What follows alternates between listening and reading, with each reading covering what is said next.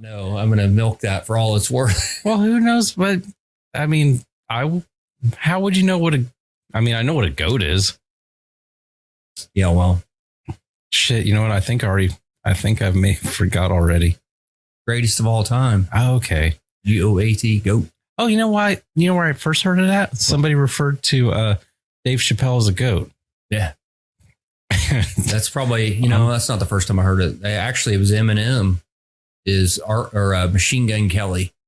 I'm not sure what to think about Machine Gun Kelly. Well, he had that beef or whatever with Eminem over his daughter Haley or something. He said something about. I think that's why I'm on the fence with him, because in my mind, don't talk poop about somebody's daughter. That's just not right. I think he was like just trying to say that she was hot, but it backfired. Because then when Eminem got a hold of the fact that, that he said his daughter was hot, he just did the dad thing and was I'm going to destroy you. I would do the same thing also. Yeah. And I think any dad would. Sorry, but lyrically wise, Eminem's probably the last person I would want to piss off, because he will like verbal judo the shit out of you with his lyrics. Yeah. I'm going to verbally bury you. Yeah. And it's going to be painful. Which, if you ever heard his Machine Gun Kelly's rebuttal, it's pretty good too. Yeah. But he refers to him as a goat in the, like he was kind of like he's dissing him or whatever, but he's referring to him like, as basically being his idol. Yeah. Or whatever. And he calls him a goat or whatever.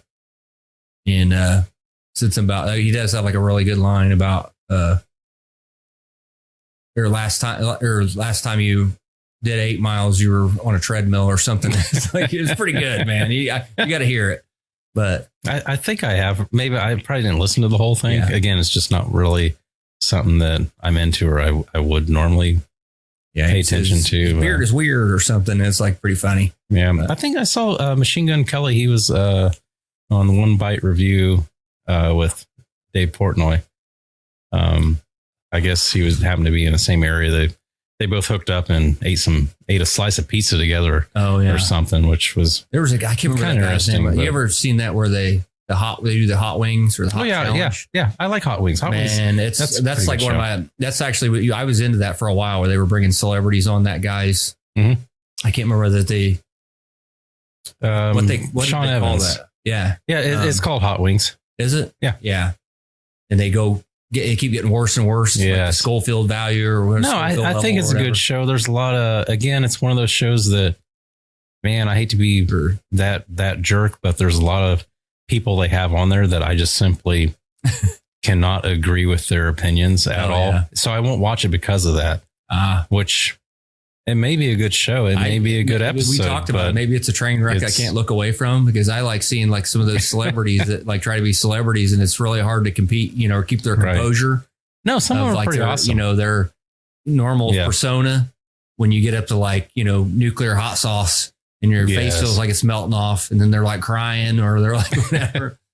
Although, again, talking about Post Malone, he did pretty good. Oh yeah. I thought that was a good show. Yeah. I like that. Really that episode. That episode was good. I'm trying to think who else I watched that was really good on that. It was surprising. There was like some kind of actress or something that was on there, and you just thought she was going to fold, and she like ran through it like it was her job, like it was no big deal or whatever. And you're like, no way or whatever. Mm-hmm. And she did like really good. Other than I think she drank some milk or something. Right. So. No, I guess when I say there's certain people I can't watch. So like if Seth Rogan was on there, just because his views are so far, it's not even that. I respect what he thinks. Yeah. But at the same time, he doesn't respect what I think, and he doesn't really give a crap what I think. It's kind of like anytime anybody says, well, so what, that your car was broken into, 100 times, just deal with it. Yeah. It's like, no, there's a reason why you're voting for these lax policies. I can't agree with you. And unfortunately, when stuff comes out of your mouth, then it's just like the crime or whatever. Yeah. Wherever it's like, it's at. There's no way you can justify crime in my mind. I could be way off, but it's just one of those things like there's no way you can say it's okay for crime. No, there is no okay for crime. That's the whole, when I talked about the left leaning people like abandoning ship, for the Democratic Party. that's one of those places. California is a prime example of people jumping ship because it's going down. I think like California is going to be the next Detroit, man. Man, why would you? Ridiculous, you know. I mean, honestly, I worked very hard for what little I have. Mm-hmm. I could not imagine living in California and then having somebody, I don't want to call him a dipshit, but you have somebody like Seth Rogan saying, oh, well, you know what? Just deal with it. It's like, no, dude, I physically work very hard for what little I've got. I've met these type of people. Like I traveled all over the United States, you know, teaching classes or whatever. Mm-hmm. And we had guys, you know, that was on the team with me, like teaching these classes, and they're from like New Jersey, New York. They're definitely, you can tell people that's been born and raised in said city, whether it's New York or, you know, Kearney, New Jersey, or like whatever. They literally get to that point to where they think that that's how the world is, which we do the same thing. Is we are out here in, you know, no man's land or whatever.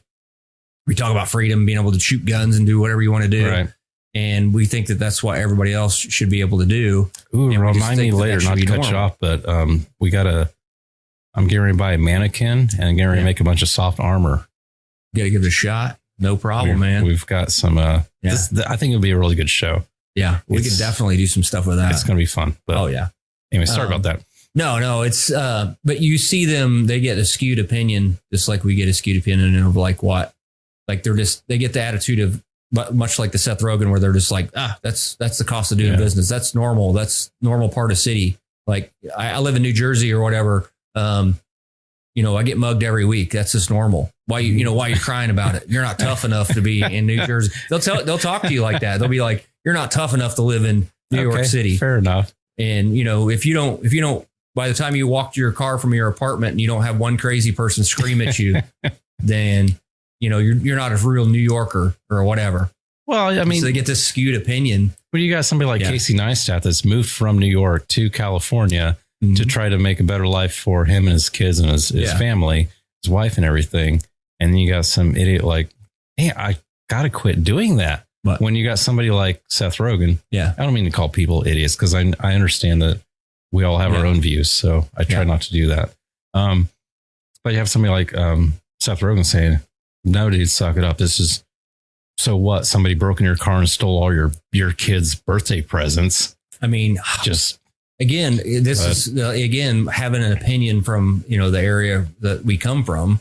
I don't understand the whole concept of, I'm sorry, California cannot be so great that you will go there and pay crazy money for something that's the size of a closet to live in. No, it's not that great. You'll pay outrageous property taxes.